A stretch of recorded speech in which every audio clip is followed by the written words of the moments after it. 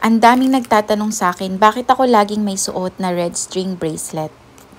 Alam nyo ba na ang red string bracelet ay protection mo yan sa mga masasamang loob tulad ng mga tao na naiinggit sa'yo, tapos wini-wish ka nila ng masama. So, binablock niya yung mga ganong energy, yung mga negative energy. Sa everyday natin nakikipagtransaksyon pag negosyante ka, o di kaya kahit hindi ka negosyante, empleyado ka, tapos marami kang nakakausap na tao, minsan yung mga naiinggit sa'yo ay hindi maganda yung dala ng inggit at wini-wish nila na bumaksak ka. So, kung ikaw ay lagi kang merong kausap, hindi mo alam kung ano iniisip ng mga ibang tao sa'yo, magsuot ka ng red string bracelet para maproteksyonan yung mga energy na yun at hindi sila pumunta sa'yo. So, ikikwento ko sa inyo, one day nakasuot ako ng red string bracelet, lumabas lang ako ng bahay namin. Super sandali lang yun, mga 15 minutes lang. May mga kinausap lang akong tao sa labas ng bahay namin.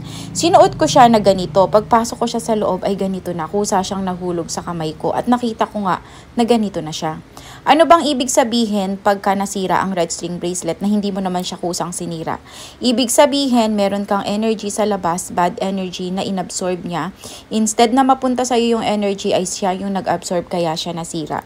So doon pa lang napatunayan ko talaga na totoo ang mga lucky charms o yung mga ganito.